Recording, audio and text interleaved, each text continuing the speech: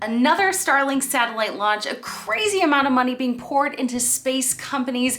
Is Elon Musk a time traveler, and should we have more babies? 5, 4, 3, 2, 1, 0. It was a celebration on the Space Coast Tuesday night after SpaceX launched the 36th batch of Starlink satellites into low Earth orbit. They launched 49 satellites on this particular mission. 2, 1, 0. Ignition and liftoff. The launch was delayed by about 2 hours, but those satellites were lifted off into space at about 9:02 Eastern Time.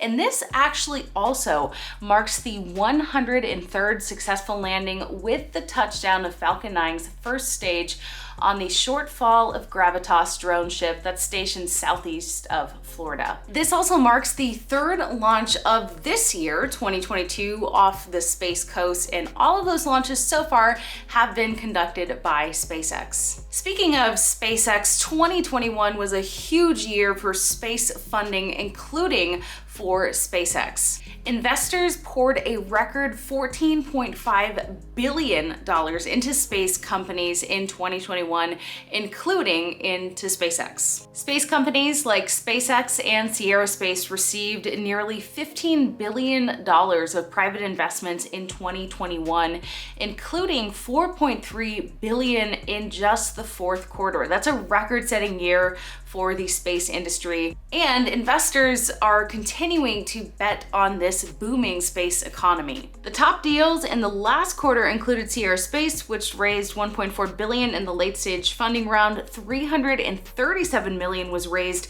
for SpaceX, and $250 million by Planet Labs after going public via SPAC in December of 2021. Also, did a book from 1953 accurately predict that someone named Elon would be leading us on the mission to Mars? Well, you look at the facts and tell me. Someone mentioned this on Twitter. Elon had tweeted saying, "Destiny, destiny, no escaping that for me."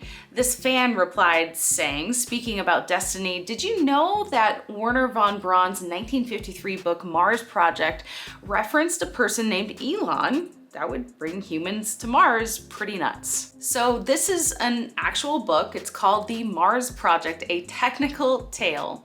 It's by Wernher von Braun, a rocket scientist and engineer. Now this book, Mars Project, is meant to describe a mission to Mars. And in the book, Elon is actually supposed to be the highest leader on Mars, not necessarily the name of a specific person, but I mean, that's kind of a wild coincidence. I want to know what you think about that. We know that Elon is optimistic about sending humans to Mars within the next 10 years. In fact, he was recently interviewed by Lex Fridman, and he said best case scenario within 5 years, worst case within 10 years. I want to know from you, when do you think that we will have humans on the red planet? Also, Elon seems to be hitting a pretty hard campaign for having more babies. In fact, if you look at these tweets, he tweeted this article, US birth rate fell by 4% in 2020, hitting another record low. Also, this article, jaw-dropping world fertility rate crash expected. Now, I feel a little bit personally attacked by Elon. Not really, but I'm in the category of someone who doesn't have kids right now, and it's not that I don't want them, but I have to be in a position and with a person where they make sense. And I feel like I hear from a lot of my friends that they don't want kids. So I will say in my own personal circles, I kind of see a reflection of this. It seems like less and less people are opting to have kids. So I want to hear from you guys. I know you guys are all around the world.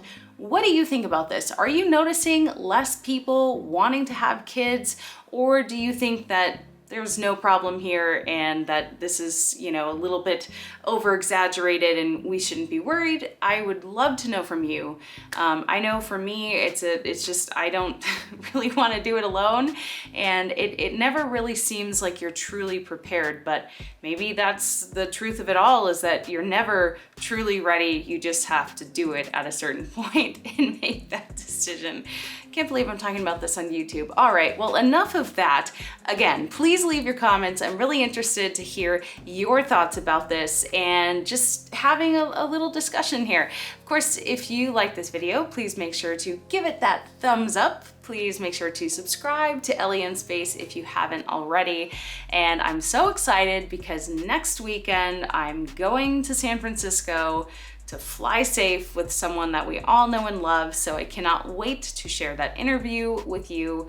Many, many more exciting things to come this year that I'm working on. So thanks so much for watching this video. I can't wait to see you guys very soon.